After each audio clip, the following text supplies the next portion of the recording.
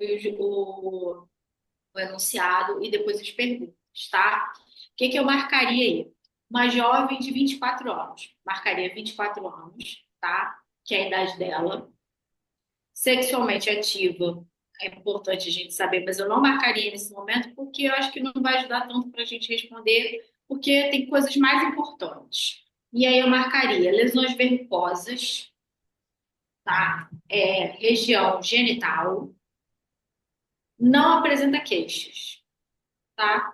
Ela é sem queixas, é sintomática. Só tem essas lesões, mas não tem queixa das lesões. A lesão não coça, a lesão não dói, a lesão só está lá existindo.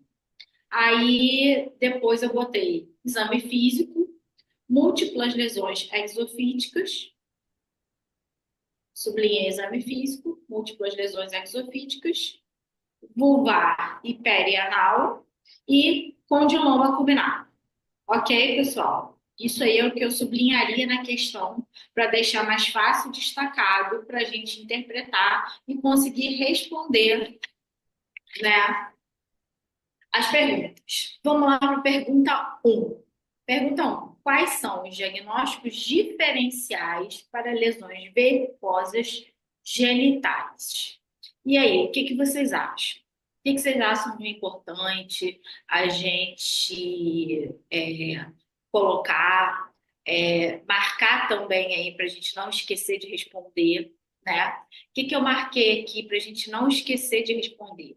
Eu marquei aqui porque na verdade ele quer diagnósticos diferenciais, né? Aí na pergunta eu marquei diagnósticos diferenciais para lesões verrucosas, tá? Na verdade são lesões verrucosas genitais, tá?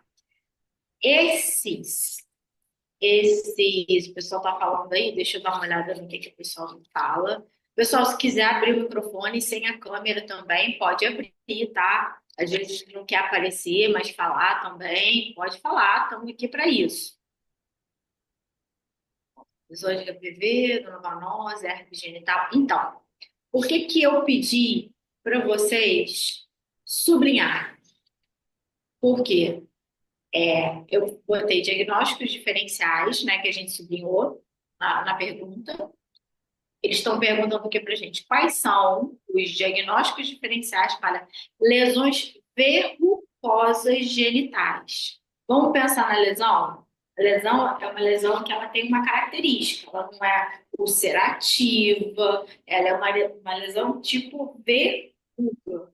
Então, o que que eu tenho assim parecido com verruga nessa paciente? E marcar também o justifique, porque a gente precisa justificar por que que eu acho que são diagnósticos diferenciais para lesões verrucosas. Tá bom? Vamos lá.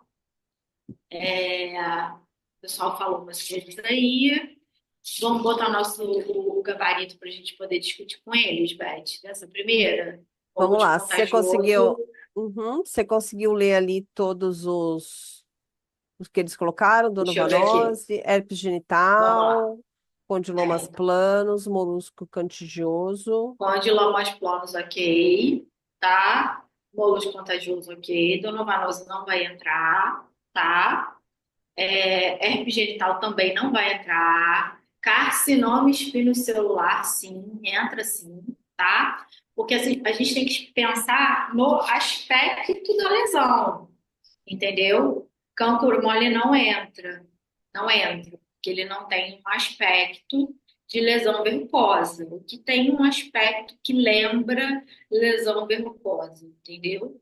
É um aspecto que ele vai lembrar. Isso depois a gente vai ter que justificar por que que a gente botou, né, essas coisas. Por que que você justificaria, vamos supor, o condiloma, botaram para a gente aqui, o que botaram, perguntaram, foi o cancro mole. O cancro mole é uma lesão mais ulcerativa, né? Ela faz mais uma lesão de úlcera, não de verruga, não com esse aspecto. Vocês lembram o aspecto do condiloma? É aquele aspecto, são várias verruguinhas mesmo, pontiagudinhas. Não sei se vocês estão lembrando mais ou menos. Vocês lembram? Só me dá um feedback aí, se vocês lembram. Isso aí, tipo, couve-flor, é esse aspecto. Então, assim, o diagnóstico diferencial que a gente tem que pensar disso aí são lesões nesse aspecto, verrucoses genitais. O que que leva? Tá bom? Ficou claro, pessoal? Então vamos para o nosso gabarito, Beth. Então, olha lá. Nosso gabarito a gente colocou condiloma culminado, porque é um tipo de lesão, verrucose genital, tá? Causada pelo HPV, mas pelo HPV, os subtipos 6 e 11, e elas são muito comuns genitais. O molusco contagioso, que elas são lesões papulodulares que têm uma umbilicaçãozinha central, tá? Verrugas vulgares, pode acontecer? Pode acontecer. Já vi paciente com verruga vulgar em região genital, só que ela não é tão comum. O que é mais comum é realmente os subtipos 6 e 11, tá? Mas a vulgar também pode acontecer. Carcinoma espinocelular, que alguém falou aí, que está certíssimo, porque é uma lesão exofítica, tá? Ela tem um crescimento irregular, e aí ela pode realmente fazer diagnóstico diferencial, e a hidradenite supurativa, porque ela faz uma inflamação da glândula que pode causar uma lesão nodular. É um nódulozinho, entendeu? Acompanhado de dor e infecção. E como é que a gente justificaria isso? Vocês fazem ideia? Sem olhar aí o gabarito, como é que a gente pode justificar falando, né, dessas lesões? Eu já dei até uma cola, mais ou menos, aí para vocês, na hora que eu fui explicando, né? Alguém pode me ajudar? Isso, boa, Beth. Enfim, alguém pode me ajudar aí? Doutora, boa noite. Boa noite. No molusco contagioso, eu coloquei assim, ó, papilas umbilicadas causadas por poxvírus, tá Isso certo? aí, tá certo. Tá certo. Certo. Na verdade, são lesões papulonodulares, né? Que Isso, são isso. causadas, tá certo. Mas o que eu quero, a justificativa é assim, por que que essas lesões todas que a gente citou, a gente pode dizer, por que que a gente pode justificar? É isso que a gente tem que entender na interpretação. Por que que a gente Entendi. pode justificar que elas fazem parte de um grupo de diagnóstico diferencial de lesão verrucosa? Entendeu? É Entendi. isso. Por Doutora? quê? É isso que eu preciso que a questão fala para Doutora, mim. Oi, Jaqueline, pode falar. é, só para entender se o que a senhora quer ouvir seria mais ou menos em relação a serem todas lesões da pele, no caso da mucosa genital, que sobrepassam a pele, que na verdade não são lesões planas, são sobrelevadas, únicas, né, na maioria dos casos, com o mesmo padrão característico, assim, a olho nu. Mais ou menos Mais isso. ou Na menos verdade, isso. elas não são únicas, porque é por esse caminho. Você entendeu, Jaqueline? O que que a gente tem que pensar? Por que que elas podem ser diagnóstico diferencial? Por que que eu não posso botar um cancro mole como um diagnóstico diferencial de uma lesão, de um condiloma combinado? Por causa do aspecto, da morfologia. Vocês entenderam a diferença? Conseguem entender? Isso aí é pelo aspecto, pelo tipo de lesão, as características clínicas da lesão, se tem dor, se tem prurido, como é que evolui a lesão. Por isso que a gente tem que botar no grupinho. Quando a gente tem aquele manual lá do Ministério da Saúde, vocês podem ver que tem uns fluxogramas que vem escrito úlceras genitais. Quais são os diagnósticos de úlceras genitais? Então, ali vem todos. Condiloma não entra, por quê? porque o aspecto é diferente, ok? Ficou entendido qual seria a justificativa que a gente precisa dar? Ótimo, perfeito, perfeito. Vamos lá, Beth, vamos para o nosso gabarito. Ó, nosso gabarito ficou. Os diagnósticos diferenciais são baseados em tudo que eu já falei, na morfologia da lesão, nas características clínicas, como presença de prurido, de dor, evolução das lesões. Às vezes, alguns exames complementares, como biópsias, podem ser necessários em casos duvidosos. Por quê? Às vezes eu posso pegar um condiloma e uma lesão de um câncer espinocelular inicial, e aí é o quê? E aí eu pego um pedacinho, mando para biópsia e resolvo a minha situação. Ficou entendido, pessoal? O importante é que vocês tenham entendido o que a questão queria. A questão queria diagnóstico diferencial de lesão verrucosa. Por isso que eu falei, sublinha lesão verrucosa.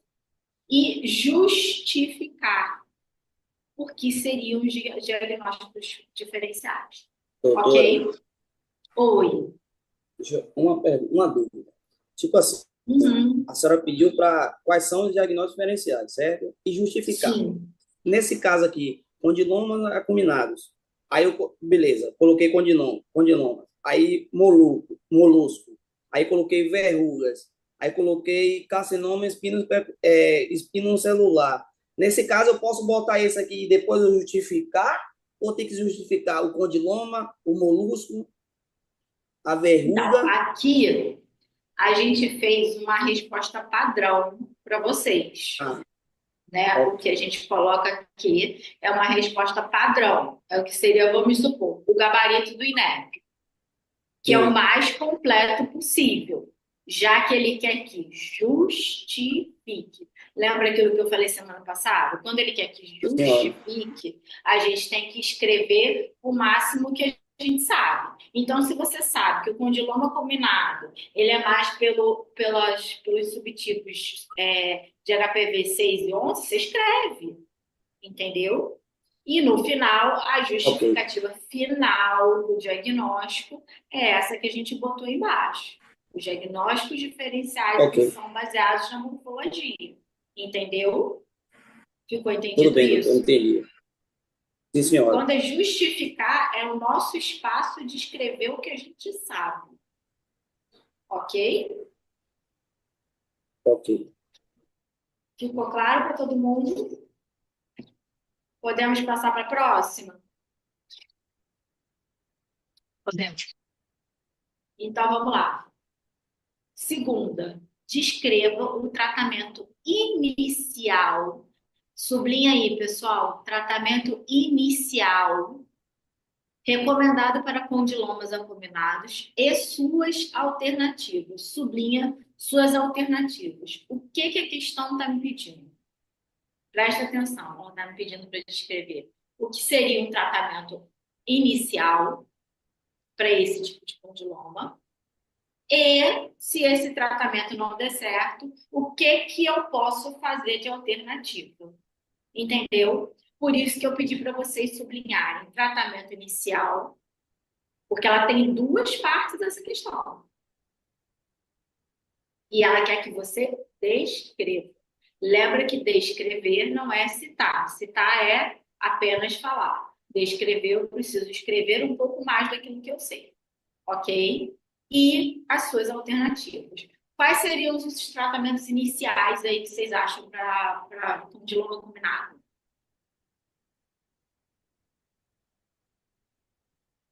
ATA, isso aí, ácido tricloracético, tá? Aplicação, deixa eu ver aqui, deixa eu abrir aqui. Aplicação por um profissional de Biotecnia saúde uma também? vez por semana. Isso aí, certíssimo. Tem mais coisa. O que a gente faz nessa? Crioterapia? Lembra? Crioterapia seria o quê? Alternativo. A crio a gente faz depois que os outros não deram certo. Mas antes, a gente ainda tem mais tratamentos iniciais que a gente pode fazer. Vamos pensar, lembra aquela coisa que eu falei com vocês na outra, que perguntaram, doutora, quantos eu coloco? Eu posso colocar como é uma gama de tratamentos bem grandes, eu posso colocar pelo menos três, lembra? Mínimo três. Então vamos pensar aí, porque isso tem vários tratamentos que a gente pode fazer. Só para lembrar, para dar uma colinha, a gente pode fazer tratamento no ambulatório e a gente pode fazer tratamento em casa. Então, assim, o ATA, né, que é o ácido tricloracético, a gente faz no consultório. Agora, vocês lembram de algum que a gente possa fazer em casa? Eu tô conseguindo ver todas as mensagens. Agora eu tô vendo. E Miquimoide está aqui. Perfeito, perfeito, era isso que eu queria também. Vamos lá, conseguem pensar em mais algum?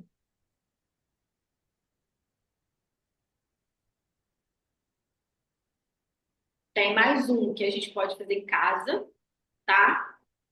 Isso aí, podofilina, tá? Só que aí, pessoal, lembra que é descreva. A gente não vai só citar, vocês estão citando. A gente vai descrever. Podofilia, 10 a 25%. Como é que a gente faz, entendeu? Faz no consultório, com aplicações. Isso aí a gente precisa colocar, tá? Porque lembra, não é cite, é descreva. Ok? Vamos lá. E agora as terapêuticas alternativas. O que que a gente pode fazer? Não deu certo. Tentei podofilina, tentei imiquimod, não deu certo. Tentei o ATA, né, que a gente chama muito de ATA entre os ginecologistas, que é o ácido tricloracético. Não deu certo. Crioterapia, eletrocauterização, decisão cirúrgica. Excelente, excelente, pessoal. Isso aí, isso aí. E aí a gente explica, né? O que que a gente. Lembrando que a gente precisa explicar sempre. Explicar. A questão ela quer que a gente descreva. Então a gente vai descrever. A eletrocauterização ela vai fazer o quê? Ela vai remover a lesão pelo calor. Entendeu? A excisão cirúrgica. Você vai retirar a excisão cirurgicamente, né? Com bisturi e tudo mais, principalmente em casos que a gente tenha dúvida, tá? Isso vai acontecer. Na maioria das vezes, tá? A gente faz a eletrocauterização, tá? Na maioria das vezes. Mas isso não quer dizer que vocês não vão botar as outras coisas na prova. Bom? Vamos para o gabarito, Beth, que eu acho que esse aí eles se saíram bem. Só precisamos ficar atentos na questão que não é citar, pessoal, é descrever. Vamos lá. Tratamento tópico. Nick 5%, que é um agente imunomodulador. É assim que descreve, gente. Aplicado 3 vezes ao dia, 3 vezes por semana, durante até 16 semanas. Esse tratamento ainda é um tratamento muito caro, tá? A gente vai colocar como opção, mas é um tratamento que é um pouco fora daquelas pacientes nossas do SUS, tá? Podoxofilotoxina, que é um agente citotóxico também, que a gente aplica no paciente 2 vezes ao dia. Quer dizer, o paciente se aplica, né, porque isso é feito em casa, durante 2 vezes ao dia, 3 dias consecutivos, com um intervalo de 4 dias, tá? O ATA, que é o mais comum que a gente mais faz, tá? É feito no consultório. Nós aplicamos na lesão, com cuidado para não atingir. Geralmente a gente bota uma vaselina em volta da lesão, para não atingir, porque senão está queimando tudo em volta. Vai só na lesão e queima. E a podofilina, também aplicação semanal no consultório. A única questão, diferença de ATA para a podofilina é que a podofilina não pode ser usada na gestação. E o ATA a gente pode usar, tá? Fica aí o diferencial para vocês. Além disso, tratamento destrutivo, vocês falaram muito bem, que são as terapêuticas alternativas. Tentei tudo isso aí de tópico. Tentei o tópico, não deu certo, vou ter que fazer o quê? Partir para alternativa. Aí a gente tem a crioterapia com nitrogênio, que vai induzir a necrose das lesões, congelamento. A eletrocauterização, que é o que a gente mais usa no SUS, tá? Que a gente remove pelo calor da corrente elétrica, pega o bisturi elétrico e vai tirando mesmo as lesões, tá? E a excisão cirúrgica para lesões mais extensas, refratárias ou suspeitas de malignidade. Entenderam, pessoal? Ficou entendido o que era descrever? Por que a gente tinha que falar um pouco mais? Se eu falo só o nome de cada coisa, eu só estou citando. E outra coisa, sempre separar a questão. Tratamento, aquilo que eu falei de sublinhar. Porque eu tinha em uma questão duas perguntas para serem respondidas. Tá? É isso que eu preciso que vocês atentem. Não mais que só o gabarito. Preciso que atente na questão do que eu preciso responder. Ok? Podemos passar para a próxima?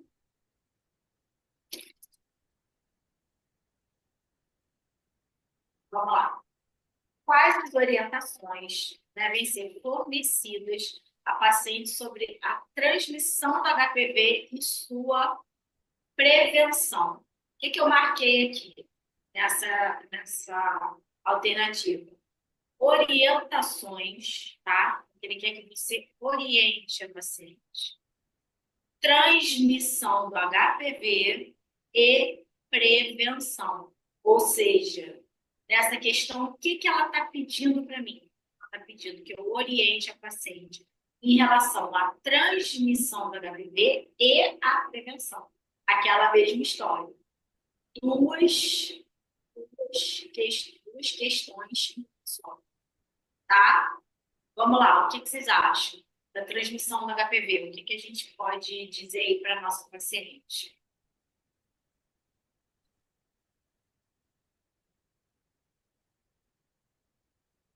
Ninguém? Fala, Jaqueline, pode falar. Orientar sobre o uso do preservativo durante as relações sexuais, Exatamente. ter um hábito de vida mais saudável também para fortalecer o sistema imunológico, seria na questão da prevenção, É uma ou já não entra? uma questão importante, tá?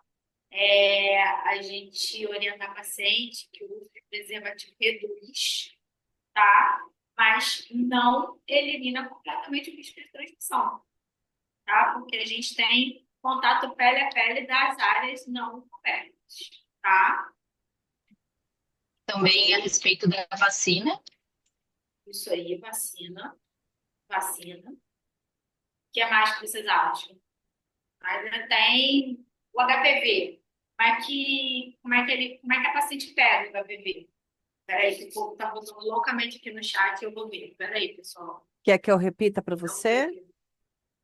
Não, vou abrir aqui. É porque o pessoal tá colocando. Aí, transmissão, contato direto com a pele e mucosa infectada. Ok. HPV transmitido pelo controle sexual, pelo contato sexual. Ok. Evitar a evolução para câncer. Isso seria na prevenção, tá? Ok. Joia.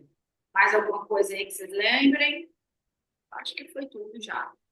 Beth, vamos botar nosso gabarito aí. Então, pessoal, na parte da transmissão, o HPV é transmitido principalmente por contato sexual, tá?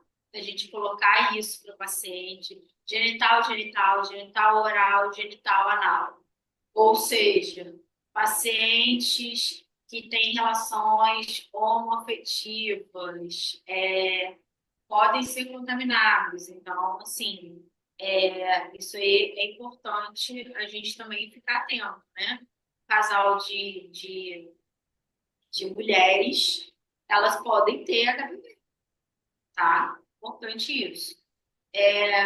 O uso de preservativo reduz aquilo que eu falei, mas não elimina completamente, porque a gente ainda tem contato pele a pele ali das áreas não cobertas, tá? E a prevenção, a gente lembrar sempre da vacinação, né? Que é recomendada tanto para mulheres e homens, preferencialmente antes do início da vida sexual, né? Porque aí você consegue ter uma imunidade maior, porque aquela, né, depois da vida sexual, ela já pode ter entrado em contato com o vírus, tá? O uso de preservativo, que reduz o risco de transmissão e previne as outras relações, outras ISTs.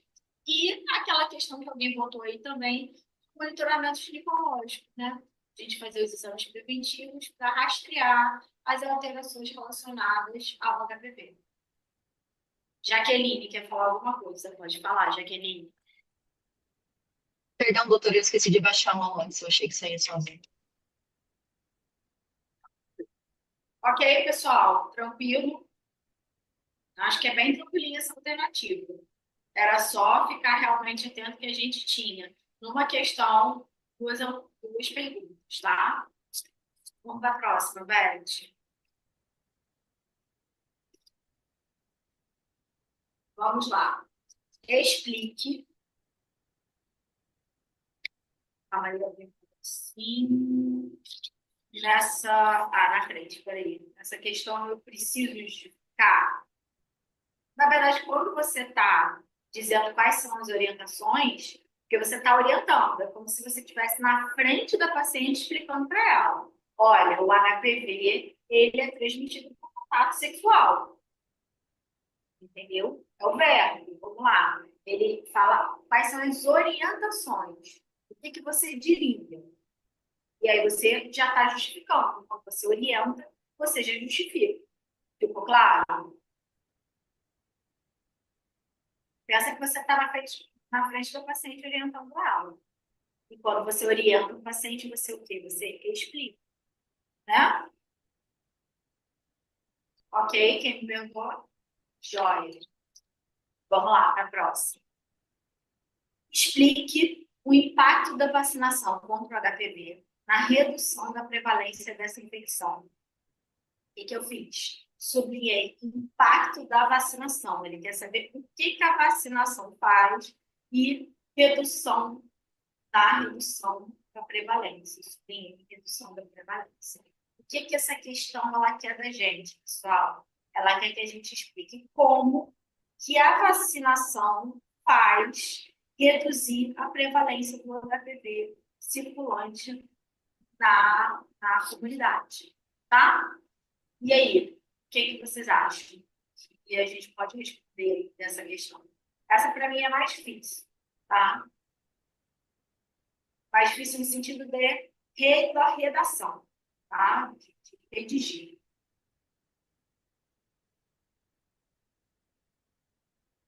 Reduz a contaminação do vírus, ok.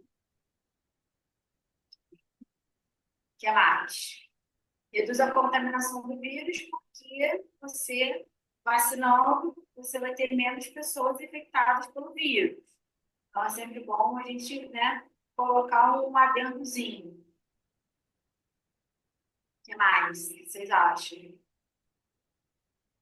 Lembra que é explicar.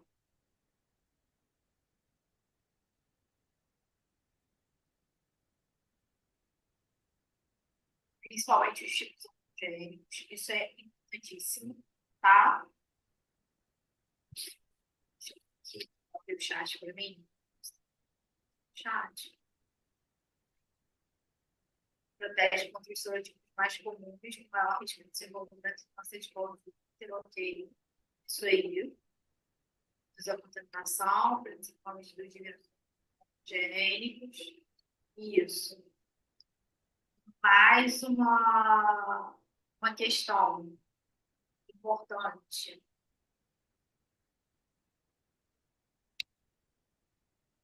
Pensa mais alguma coisa?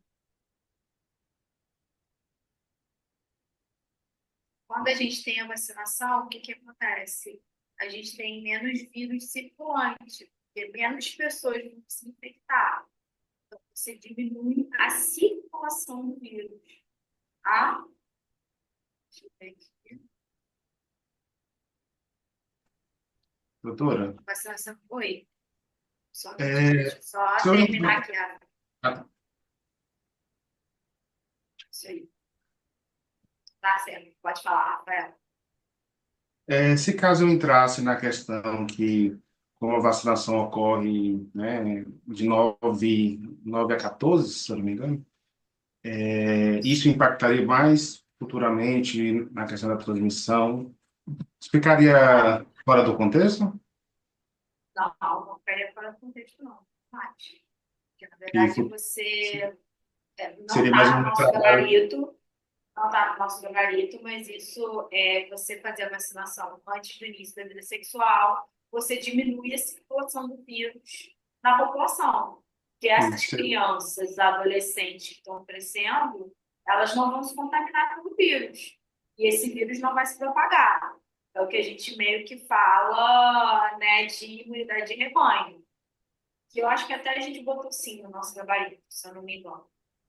Vamos botar o nosso Poderia ser um gabarito de trabalho de 10. prevenção a longo prazo. Sim, sim, a gente faz um trabalho de prevenção a longo prazo.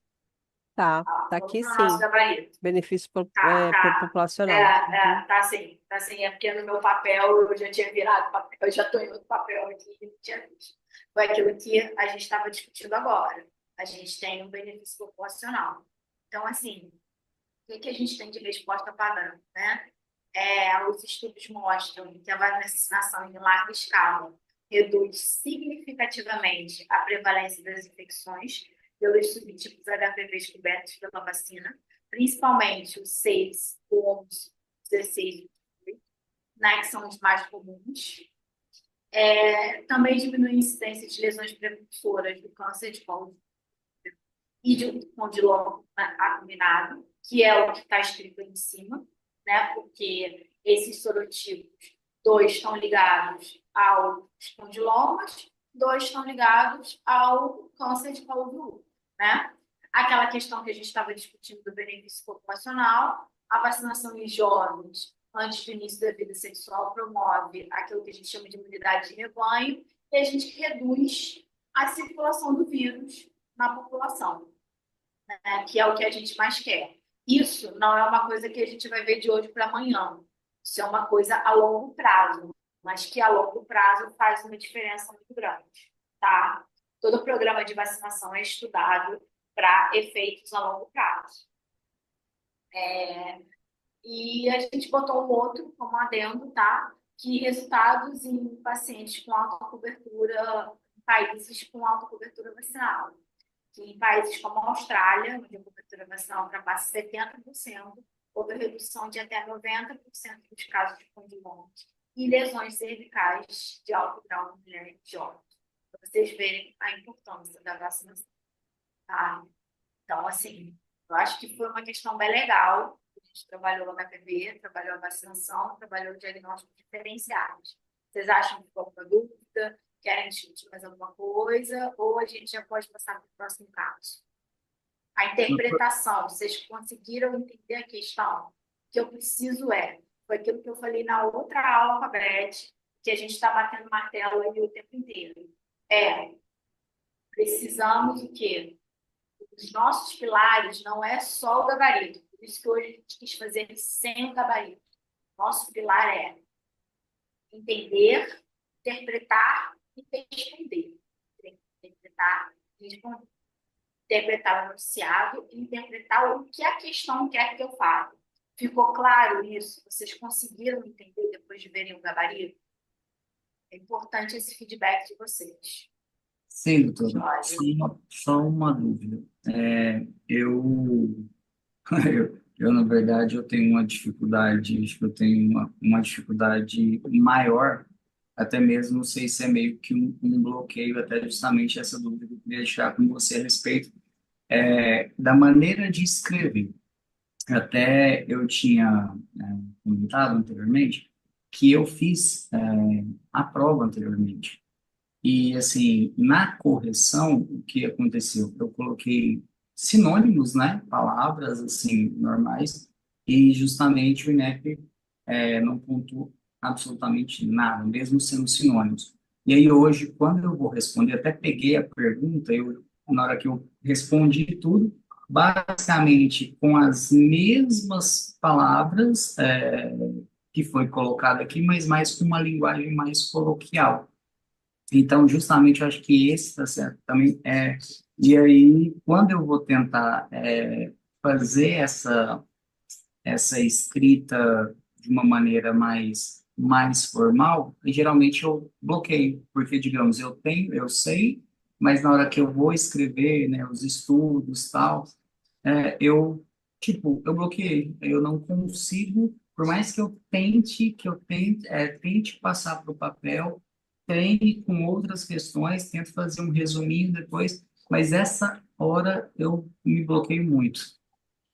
E eu, assim, travei na hora de justificar, sempre quando tem um justifique, um explique, eu paro e falo, como que eu vou colocar isso de uma maneira que fique claro para quem está lendo e entender que realmente eu sei. E aí, na verdade, depois fica uma bagunça. Então, como é que, primeiro, né? Uma coisa que a gente tem que tirar da nossa mente, né? A nossa mente, ela funciona, o bloqueio não existe. Você não tem bloqueio, tá? Vamos começar por isso. Porque para a gente tirar os bloqueios, a gente precisa falar que eles não existem. A gente já começa por aí. Lá no curso prático, lá, graças a Deus quiser, vocês vão passar e vocês vão ter aula sobre isso, sobre, né, Beth? A gente faz toda uma questão dessa. Bloqueio não existe, isso é um sabotador. Então, vamos tirar o nosso sabotador primeiro. Eu sei, você sabe o conteúdo.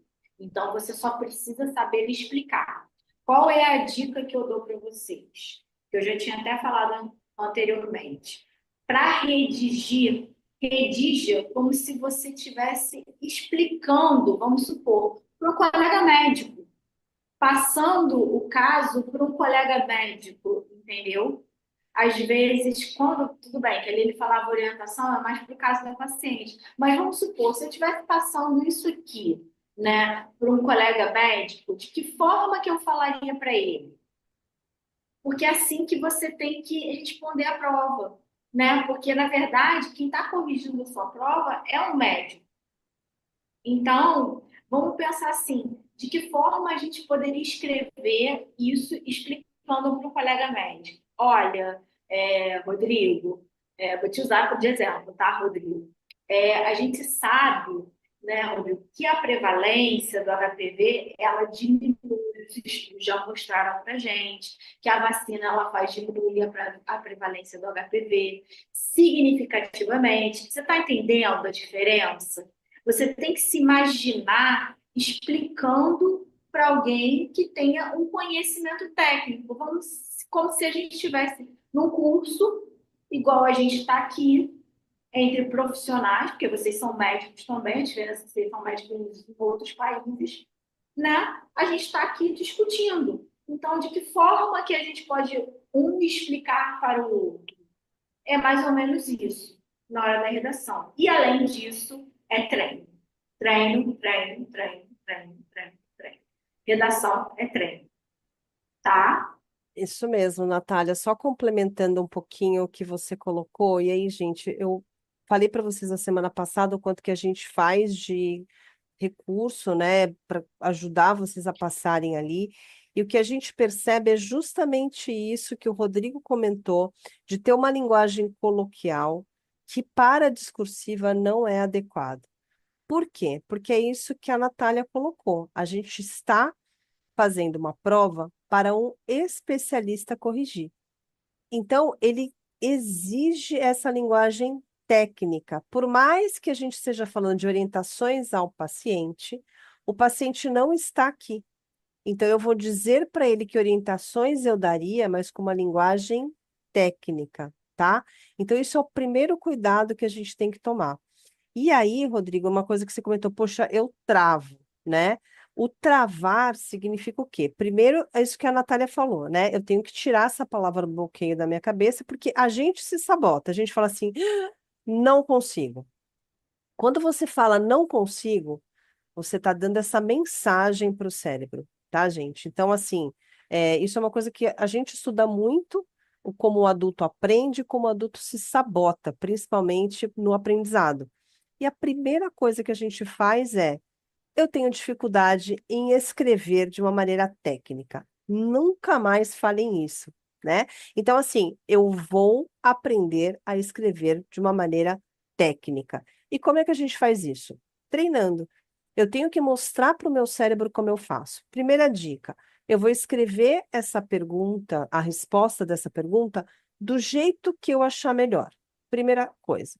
Segunda, eu vou reler essas respostas que eu escrevi, riscando tudo aquilo que está coloquial, tudo aquilo que não está adequado como texto técnico. Então, eu vou sublinhar isso daí. Puxa, isso aqui eu preciso achar um sinônimo técnico, tá? Porque uma coisa é dizer assim, olha, ele não aceitou, a banca não aceitou um sinônimo.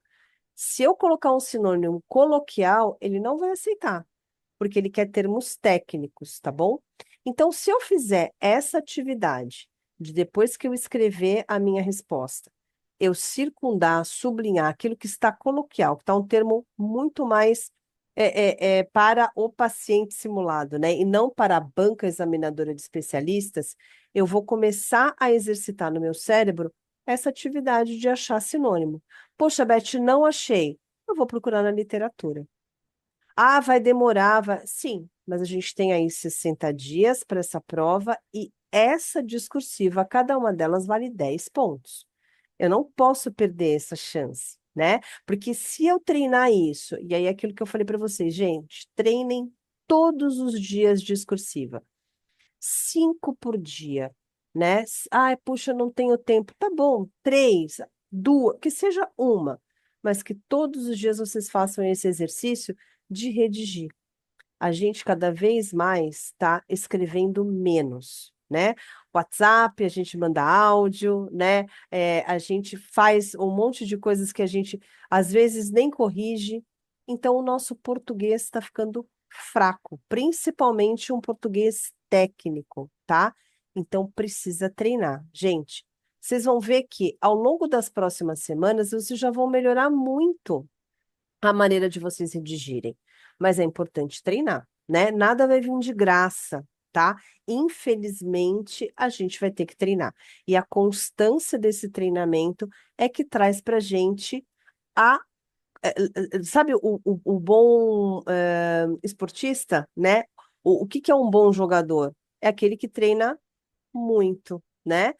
Beth, mas tem gente que já nasce com isso. Que bom, ele vai ter mais facilidade, mas ele não pode deixar de treinar, tá, gente? Então, assim, Rodrigo, muito bem colocado essa sua dificuldade, não é só sua, aliás, é por isso que a gente montou esse curso, de tanto que os alunos pediram essa ajuda, né? Esse direcionamento para vocês, tá? Então, é isso mesmo, tudo bem? Espero que. E essa questão que, assim, que eu falei que eu acho que ajuda muito, é pensar com quem que a gente está falando. A gente está falando Perfeito, com um colega médico, é entendeu? isso aí. É pensar que a gente está falando com médico, a gente não está falando com paciente, a gente está falando com amigo, entendeu? A gente está falando com nosso colega médico. Então, eu acho que isso ajuda, Beth, bastante. Não, perfeito.